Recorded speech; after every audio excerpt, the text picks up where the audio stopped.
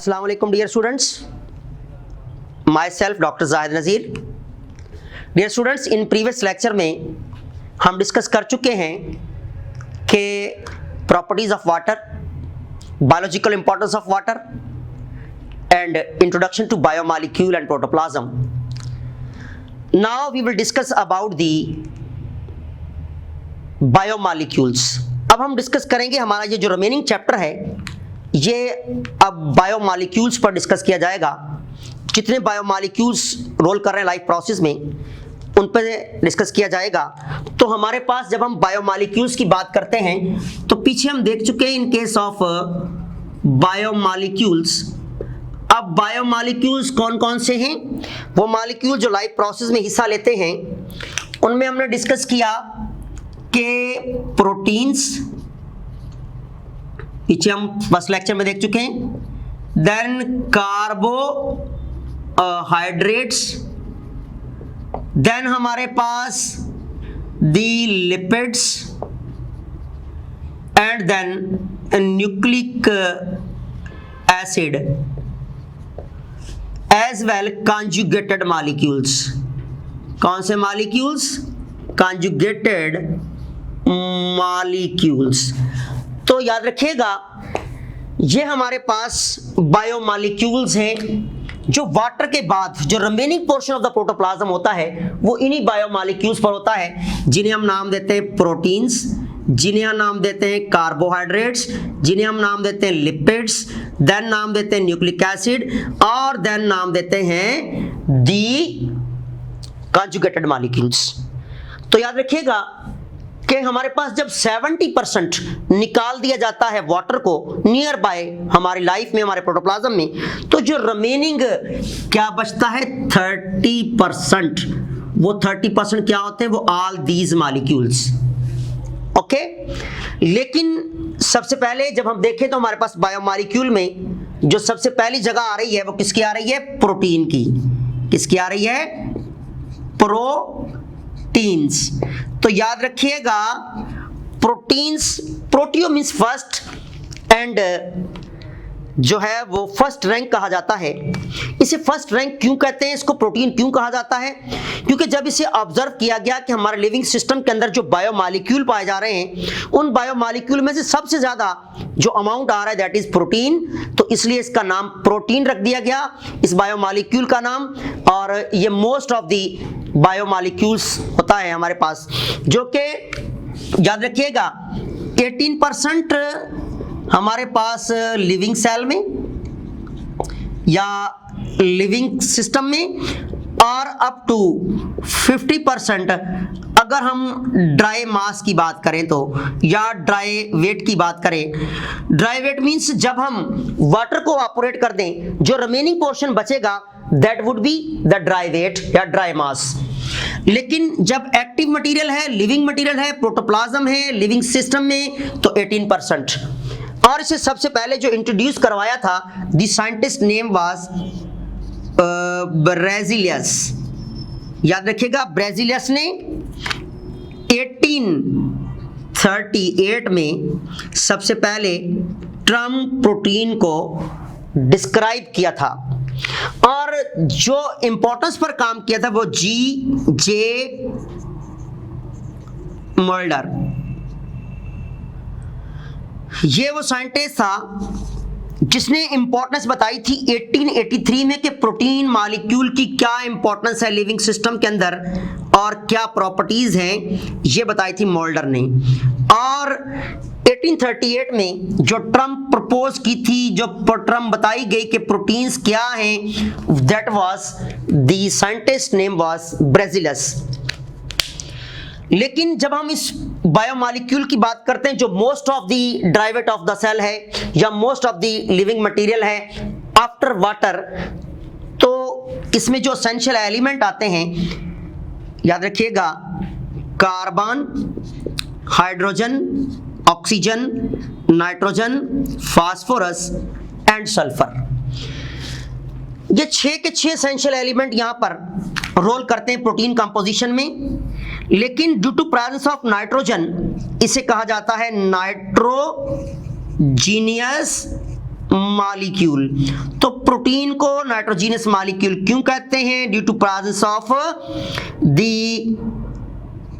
Nitrogen element as essential for what? For the basic unit amino acid के लिए। That's why called as the nitrogenous molecule protein को कहा जाता है। क्या कहा जाता है?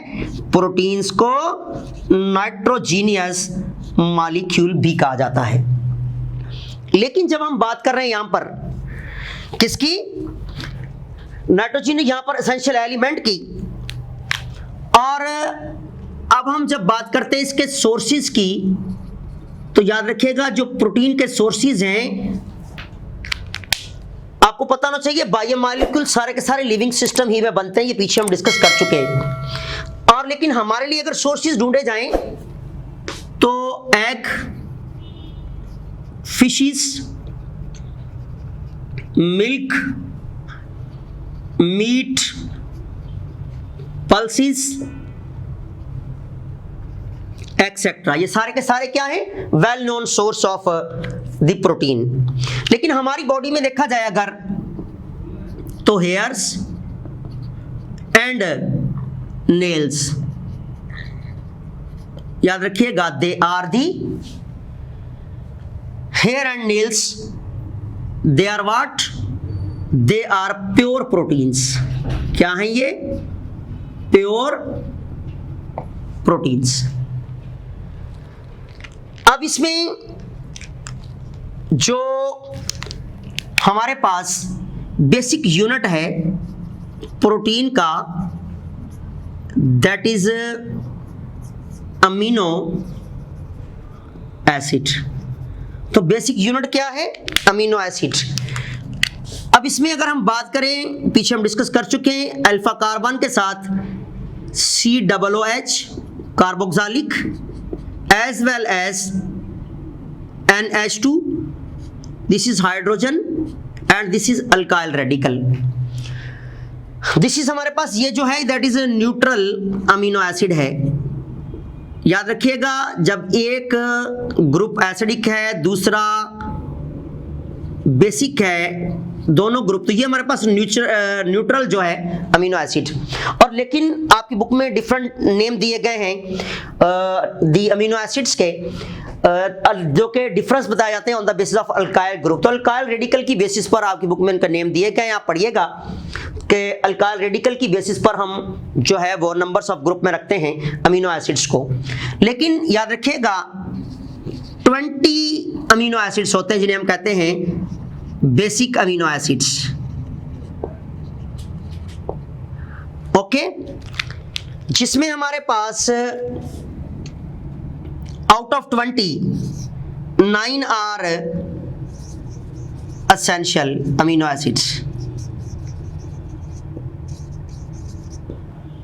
9 क्या है? एसेंशियल। और जो 11 है दे आर नॉन एसेंशियल। थोड़ा सा मैं आपको बताता जाऊं, जो एसेंशियल अमीनो एसिड हैं वो हमें डिफरेंट सोर्सेज से मिल जाते हैं, लेकिन जो नॉन एसेंशियल हैं उन्हें हमारी बॉडी खुद बनाती है, खुद मॉडिफाई करती है, इसलिए नॉन एसेंशियल।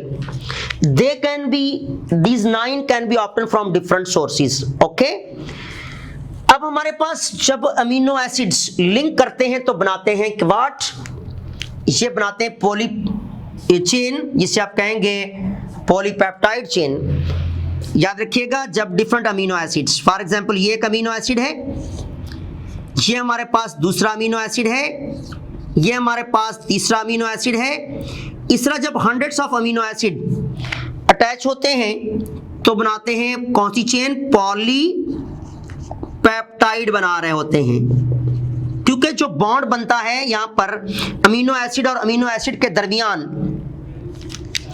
उसे हम नाम देते हैं अमाइड बॉन्ड और पेप्टाइड बॉन्ड भी कहते हैं। और जो मॉलिक्यूल है उसे हम नाम देते हैं पॉलीपेप्टाइड, क्योंकि बहुत सारे अमीनो एसिड के मिलने से बना है। या इसे पेप्टाइड लिंकेज भी कहा जाता है, अमाइड बॉन्ड या पेप्टाइड बॉन्ड, या फिर इसको पेप्टाइड लिंकेज भी कहा जाएगा। तो जब पेप्टाइड बॉन्ड या अमाइड बॉन्ड या पेप्टाइड लिंकेज के थ्रू अमीनो एसिड आपस में जुड़ते हैं बाय लॉस ऑफ वाटर, तो एंड में जितने बॉन्ड बनेंगे उतने मॉलिक्यूल्स जो है वो वाटर लॉसेस होंगे। तो प्रोसेस को हम कहते हैं कंडेंसेशन। क्या कहेंगे? तो याद रखिएगा, ऐसा अमल जिसमें मोनोमर्स आपस में जुड़े और पॉलीमर बने और वाटर लॉस हो, उस प्रोसेस को हम कंडेंसेशन कहते हैं। क्या कहते हैं? कंडेंसेशन। तो कंडेंसेशन के प्रोसेस में क्या होता है? वाटर लॉसेस हो रहा होता है। इसमें क्या बन रहे होते हैं? हमारे पास स्मॉलर से टू लार्ज मॉलिक्यूल बनते हैं, लार्ज मॉलिक्यूल, लेकिन बाय लॉस ऑफ वाटर, जब वाटर मॉलिक्यूल लॉस हो साथ, उस प्रोसेस को कंडेंसेशन कहते हैं। तो मींस लार्जर मॉलिक्यूल बन रहे हैं, ये basic unit simpler unit molecule से मिलकर एक पेप्टाइड बन रहा है, एक प्रोटीन मॉलिक्यूल बन रहा है। जब हंड्रेड्स ऑफ अमीनो एसिड जुड़ते हैं तो उस प्रोसेस को हम क्या कहते हैं? कंडेंसेशन। तो कंडेंसेशन प्रोसेस के जरिए प्रोटीन्स बनती हैं फ्रॉम द बेसिक यूनिट, और वो यूनिट कौन से? Amino acids. इसी तरह जब हम बात करते हैं दी स्ट्रक्चर्स, तो याद रखिएगा, जब स्ट्रक्चर्स की बात करते हैं, स्ट्रक्चर्स ऑफ प्रोटीन्स, तो बेटा याद रखिएगा कि स्ट्रक्चर ऑफ प्रोटीन की जब हम बात करेंगे तो number 1 is primary structure. Number 1 कौन सी है? Primary structure. प्राइमरी स्ट्रक्चर में एक चीज आपने याद रखनी है कि जो अमीनो एसिड होंगे that is in linear chain. कौन सी चेन होगी? लीनियर चेन, या linear chain of amino acid. कि लीनियर चेन जब कंडेंसेशन प्रोसेस के जरिए मिलती है या बनती है, उसे कहते हैं प्राइमरी स्ट्रक्चर। और एग्जाम्पल हमारे पास है इंसुलिन। इंसुलिन आपको पता है ग्लूकोज मेटाबॉलिज्म में रोल करने वाला हार्मोन है, पेनक्रियाज से आ रहा होता है, आइल्स ऑफ लैंगरहैंस के बीटा सेल से आ रहा होता है। तो इंसुलिन में अब इसमें जो बॉन्ड बनता है, याद रखिएगा, जो साइड बॉन्ड बन रहे होते हैं वो डाइसल्फाइड बॉन्ड यानी सल्फर बॉन्ड बन रहा होता है। इसी तरह जब हम बात करते हैं सेकेंडरी स्ट्रक्चर की, तो बेटा सेकेंडरी स्ट्रक्चर में आपने याद रखना है कि सेकेंडरी स्ट्रक्चर में कौन सी स्ट्रक्चर होती है? लाइक दिस, इस तरह जिगजैग लाइक, इस तरह बहुत सारे अमीनो एसिड जुड़े हुए होते हैं बाय पेप्टाइड बॉन्ड। इसमें कौन सी स्ट्रक्चर होगी? जिगजैग लाइक और हेलिक लाइक स्ट्रक्चर। अब इसमें जो एग्जाम्पल हमारे पास आती है that is the hair and spider web.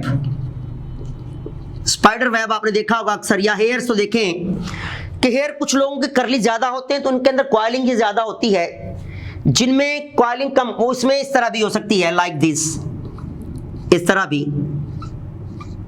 और दिस भी। किसी में कम करली होते हैं तो उनमें स्ट्रक्चर ऐसी होती है। तो हमारे पास हेयर एंड स्पाइडर वेब। इसमें जो बॉन्ड बनता है, याद रखिएगा, bond will be sulphur bond भी बनेगा, एज वेल एज याद रखिएगा हाइड्रोजन बॉन्ड भी बन रहा होता है। देन हमारे पास जब हम थर्ड स्ट्रक्चर की बात करते हैं, तो आपने देखा होगा हमारे सेल के अंदर पाए जाने वाले एंजाइम, जिनको लाइसोजाइम कहते हैं, वो इस स्ट्रक्चर से ताल्लुक रखते हैं टर्शियरी स्ट्रक्चर से।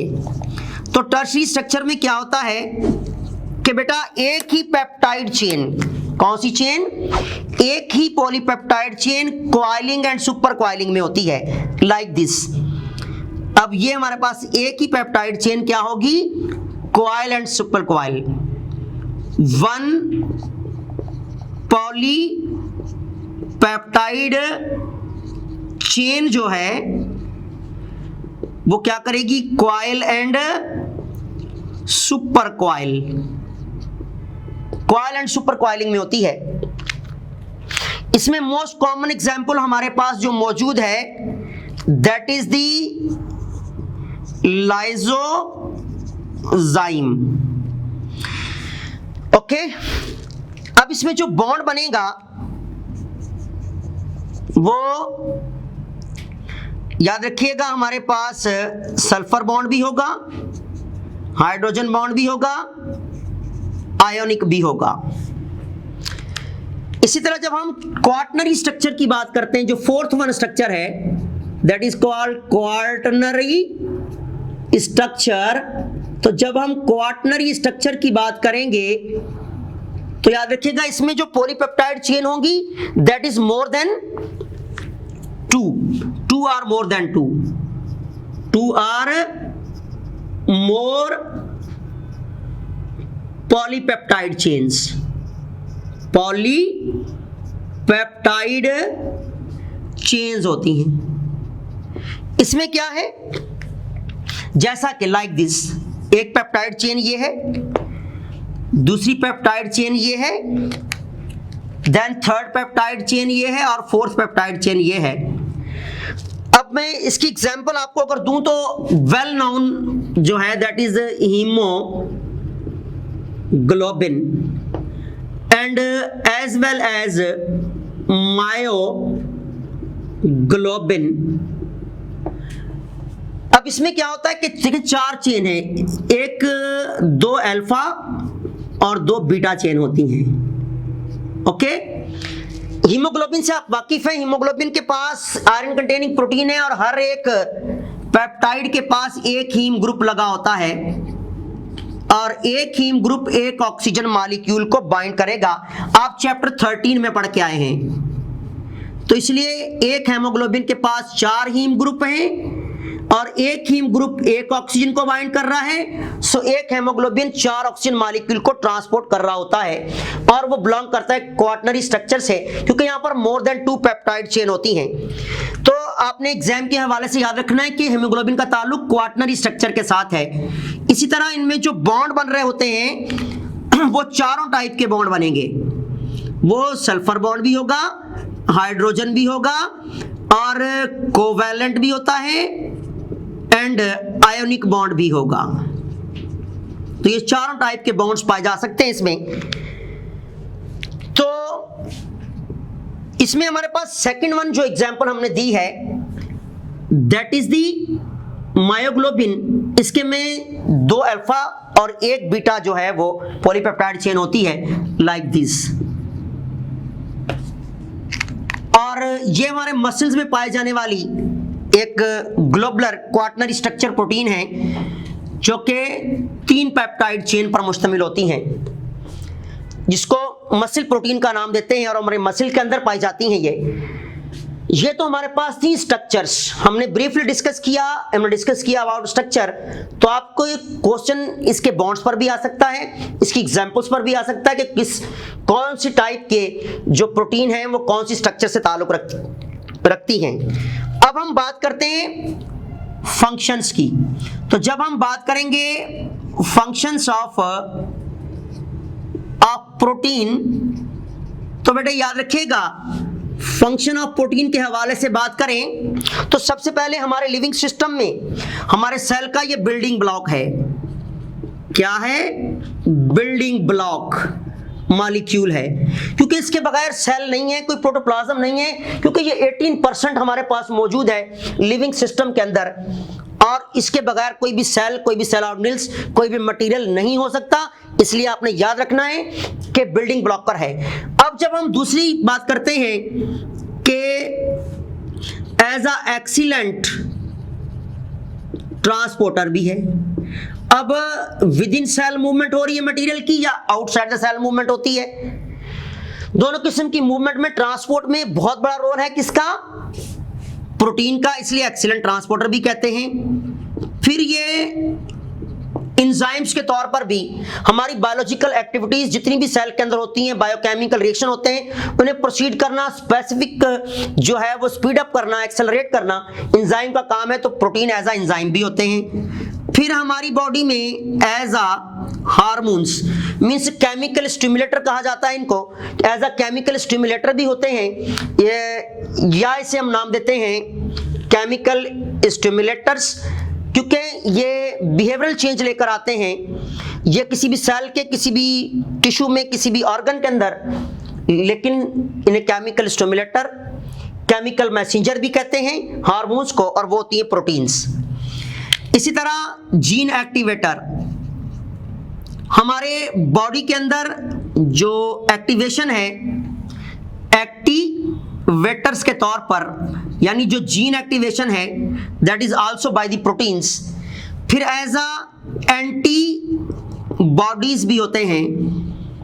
अब एज अ एंटीबॉडीज के तौर पर भी प्रोटीन्स काम करते हैं। एज अ एंटीजीन भी पाए जाते हैं, एज वेल एज जो है वो, अब सेल्फ डिफेंस में एज अ एंटीबॉडीज प्रोटीन होती है हमारी बॉडी में, हमारे सेल्स में। As well as blood clotting factor भी काम कर रहे होते हैं, ब्लड क्लॉटिंग फैक्टर के तौर पर भी, क्योंकि फाइब्रिनोजिन, प्रोथ्रोम्बिन, ये सारी की सारी क्या है, ये सारे के सारे क्लॉटिंग फैक्टर हैं। ये मिलकर क्या बनाते हैं, प्लेटिलेट्स। क्या बनाते हैं, प्लेटिलेट्स बनाते हैं। और प्लेटिलेट्स जो हैं वो बेस करते हैं इन 3 टाइप्स की प्रोटीन पर। तो बिल्डिंग ब्लॉकर भी हैं, एक्सीलेंट ट्रांसपोर्टर भी हैं, एज अ एंजाइम भी काम कर रही हैं प्रोटीन, एज अ हार्मोन भी काम कर रही हैं, जीन एक्टिवेटर भी काम करती हैं, एंटीबॉडीज भी काम कर रही हैं, एज अ एंटीजीन भी, और ब्लड क्लॉटिंग फैक्टर के तौर पर भी काम करती हैं। और हंड्रेड्स ऑफ फंक्शन है, लेकिन आपकी बुक के अंदर ये की फंक्शन बताए गए हैं, ये आपने याद रखने। इसमें से आपकी एंट्री में क्वेश्चन आ सकता है, तो याद रखिएगा। इन केस ऑफ ये तो हमारे पास प्रोटीन के फंक्शन, प्रोटीन का इंट्रोडक्शन, प्रोटीन की स्ट्रक्चर, प्रोटीन का बेसिक यूनिट हमने डिस्कस किया। अब कुछ एमसीक्यूज में आपसे डिस्कस करता हूं एट द एंड, पिछले लेक्चर की तरह। याद रखिएगा कि haemoglobin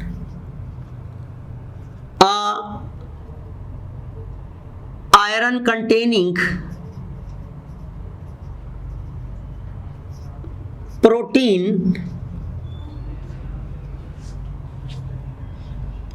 in our blood,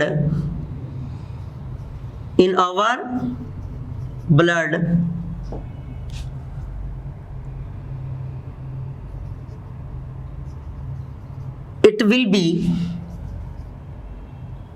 from which type of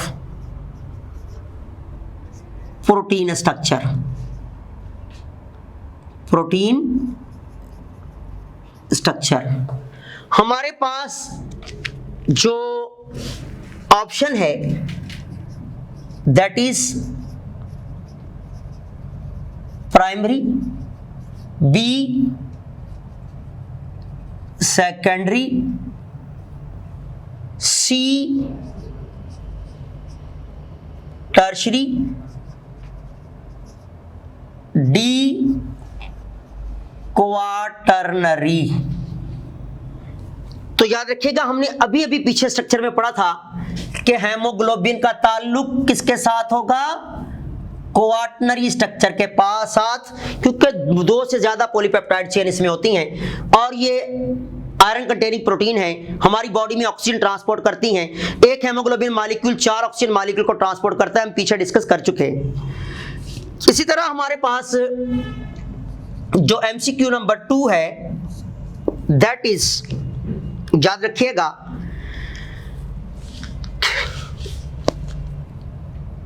due to presence of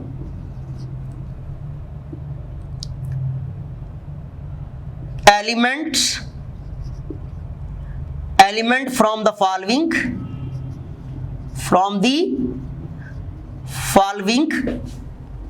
due to the presence of element from the following, proteins are named as nitrogenous molecule. What? Nitrogenous molecule. Option A है that is the nitrogen, B carbon, C oxygen and D है the sulphur. Okay, तो ये हमारे पास अब कह रहा है कि due to presence of element from the following, अब दिए गए एलिमेंट में से किस एलिमेंट की वजह से नाइट्रोजन को प्रोटीन को नाइट्रोजीनियस मॉलिक्यूल कहा जाता है। क्या पूछा है? जो मेन फोकस वो किस पे दे रहा है? Nitrogen molecules. तो याद रखिएगा नाइट्रोजन पीछे हम डिस्कस कर चुके हैं कि नाइट्रोजन एसेंशियल एलिमेंट है और इसकी प्रेजेंस की वजह से प्रोटीन को नाइट्रोजीनियस मॉलिक्यूल का नाम देते हैं। ओके, अगर फॉर एग्जांपल हमारे पास जो क्वेश्चन नंबर है दैट विल बी द 3। अब 3 क्वेश्चन नंबर हमारे पास है, आप that is the acidic group in the amino acid is. अब एसिडिक ग्रुप कौन सा है? तो A the NH2, B COOH, C the OH and D none of these. Okay, तो याद रखिएगा कार्बोक्सिलिक एसिड ग्रुप जो है, कार्बोक्सिलिक ग्रुप जो है दैट इज एसिडिक ग्रुप। तो इसी COOH की वजह से जो है वो अमीनो एसिड जो है एसिडिक ग्रुप करते हैं, और वो कौन सा है? That is the carboxylic. तो कार्बोक्सिलिक ग्रुप जो है वो एसिडिक ग्रुप होता है अमीनो एसिड में, और जो अमाइनो होता है दैट इज बेसिक। ये आपने याद रखना है। ये तो हमारे पास थी प्रोटीन्स, और कुछ हमने एमसीक्यूज देखे अबाउट द प्रोटीन, इसी तरह के रिलेटेड एमसीक्यूज। लेकिन इस प्रोसेस को, इन प्रोटीन की जो हमने डिस्कशन की है, इसकी पेरिफेरी को अच्छी तरह याद रखना लाजमी है। डिफरेंट किस्म के क्वेश्चंस आपको इस पे मिलेंगे, और इंशाल्लाह प्रैक्टिस शीट्स में आपको अंदाजा हो जाएगा कि किस किस्म के क्वेश्चन आते हैं।